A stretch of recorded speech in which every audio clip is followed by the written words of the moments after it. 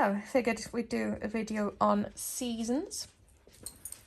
Since Jude is in season, they do a lot of licking their back end too when they're in season, just to say. So all female dogs, unless they've been spayed or they've got other issues, they'll have seasons. And it varies from dog to dog how often they have seasons. Jude usually does 7 months. She's gone a lot closer to 8 months this time round, or just over 8 months actually, because Pumpkin and Raven was 6 months old yesterday. Anyway, sometimes having a litter can delay a season, sometimes it doesn't. They'll usually have their first season between 6 months and 18 months old, but I think some of the giant breeds can go as long as be as old as 2 years old before they have their first season. But it really, really, really varies dog to dog. So it's hard to really sort of find a pattern there. So you can see Jude's back end is all swollen and all around there. There's a little bit of blood on the blanket. So they'll bleed. Some bleed for the whole 3 weeks. Some don't bleed in the peak time of their season, where they're actually ovulating, and the fluid goes lighter. But it varies, and it varies how much they'll bleed as well. So you can see that's going to swell up more as well because she's only like 3 days into her season. And some dogs, they swell up a lot. I better let Pumpkin out. And others hardly swell up, so that varies. Hey, baby girl. You'll notice a change. No, you're not all going out. You'll notice a change in behaviour. They tend to go a lot quieter. It could be a lot more clingy in season. After a season, or straight after a season, I usually find my girls, their appetite majorly increases as well. Oh, guys, not making it easy to film today. So for the first,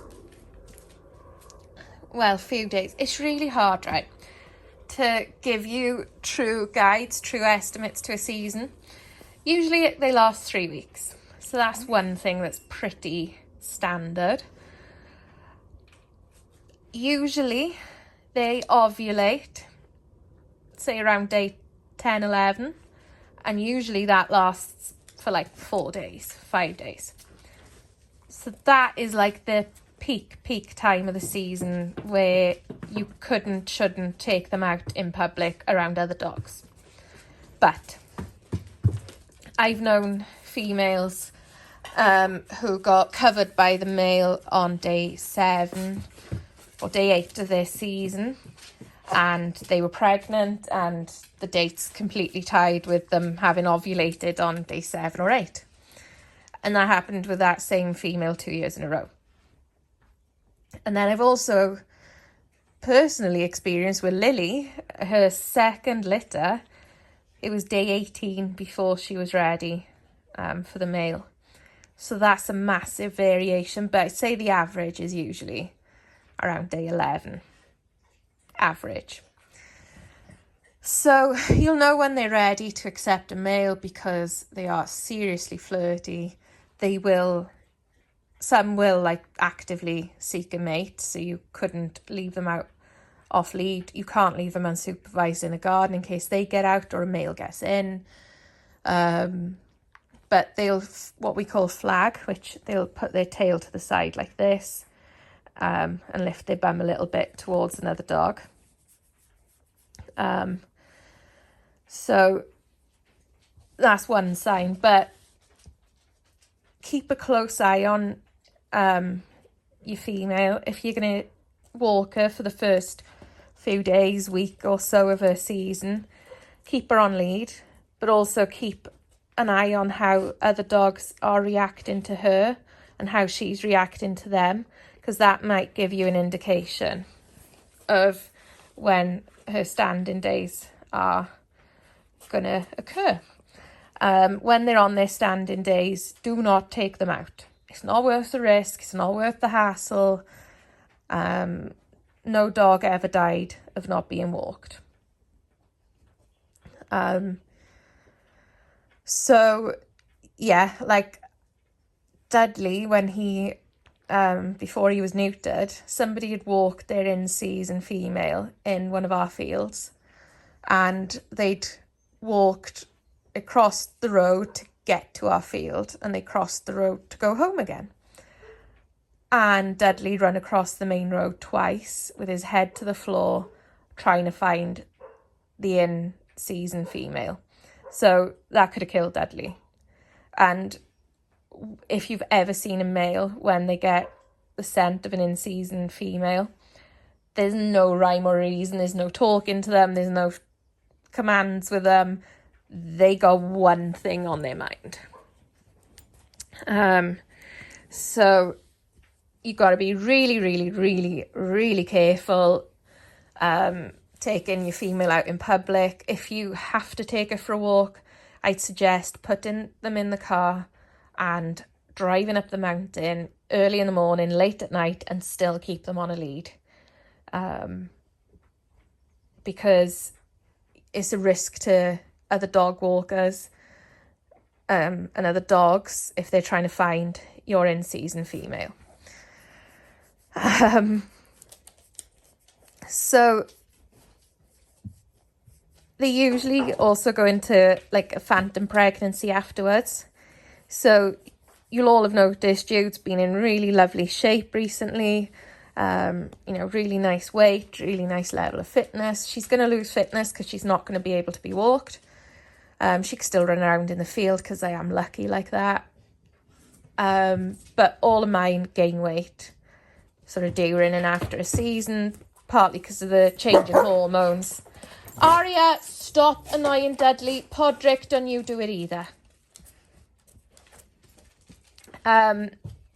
So lost my track of thought. I know, they're a pain in the bum and they Jude. So anyway, they will, I think the change of hormones fuels their appetite, but I think it also changes their metabolism a bit. I have no proof of that. But you can always tell when one of my girls has been in season because they gain weight. Aria was in season about 3-4 weeks ago, and she's still chunkier than she normally is now. So yeah, it does alters their personality. Some of them after a season, you've all seen Nala with a milk bar. After a season, they all prepare for a pregnancy, even if they're not pregnant. So that's all quite normal things after a season. So my plan with Judith is I'm going to do some training with her at home. And she's also going to use her snuffle mat and snuffle bag to keep her mentally occupied and mentally sort of quite happy, quite satisfied, because she can't be walked like she normally would be walked. So that's what we're going to do. I quite like there's a training company. They're quite popular in the UK. I don't know what they're like overseas, but their whole sort of mantra is to ditch the bowl. So you use your dog's daily food allowance for things like training and mental enrichment and mental stimulation. So for Judith's season, we're going to ditch your bowl, Jude, except for Crufts Day because I'm busy and somebody else is feeding you. So yeah, she's going to have her bowl ditched and she's going to do a bit of work for her food. So you'll notice they lick a lot. Some people use like doggy underwear, which can be washed, or they could put pads in. Some people cut a hole for their tail in a human nappy for the blood. I don't personally bother. They tend to keep themselves quite clean and always got like fleecy throws. That one's due for a wash actually. on the sofas, so it doesn't really bother me, to be honest. You get used to it. And yeah, they're quite sort of placid and quite chilled for most of it. But certainly keep an eye out for their behaviour. And like when they're getting close to their standing days, they might well flag their tail when you scratch there. So you can see there's no reaction with her tail when they scratch there. But when she's closer to her standing days, she might. Don't use that as the only test to know if your dog is close to its standing days. And we call it standing days because that's when they're ready to stand for a male. But yeah, don't rely on just their reaction. For example, like Disney and her, actually, they'll stand earlier than they're really ready. And for longer than they need to as well. So it just means like I've got to personally be very careful with those pair in particular, around Pod. I'm careful with all of them, but you can't trust their reaction. And then Pod's a teenage boy, so he's not really going to use his brain and think they're not actually ready. So yeah, you just got to be careful if you live with another male. A lot of people will send their male to home boarding or kennels for like roughly when the peak days are going to be of the female season, or send the male to go and live with some friends or whatever, because it is hard work and it's stressful. But yeah, that's kind of a rough guide to a female's heat cycle. Like you can see the swelling from here, and she will go more swollen than that. Jude's like she gets quite an exaggerated swelling. So yeah, she's quite an easy one to see it with. And like Nala, we call it a zip line, but Nala's got like a line from there down to there, where it's like the hair's parted, and when she's in season that goes bright red. So she's an easy one to tell that she's in season. He's a good girl. So Jude is just super, she's cuddly anyway, but she's even more cuddly in season. Yeah, I don't tend to spoil them too much or anything in season. Like, it's quite normal, and they're just like this because of hormones. So the only other thing to really watch out for, I've never personally experienced it, but I've seen videos and pictures. They can prolapse in season. If your girl prolapses from there, you gotta take them to the vets and get that treated straight away. Don't mess around with that. But other than watching them around other dogs, those are the only things you really need to watch out for. But yeah, prolapse is a thing. So yeah, anyway, I hope you've kind of found this interesting, and it's hard to give you definites, but they last 3 weeks. First one can be anywhere from, I'd say, 6 months to 2 years old. Up towards the more 2 years old mark would be more for your giant breeds. And then the longest any of mine have gone between seasons, Raven, is 11 months.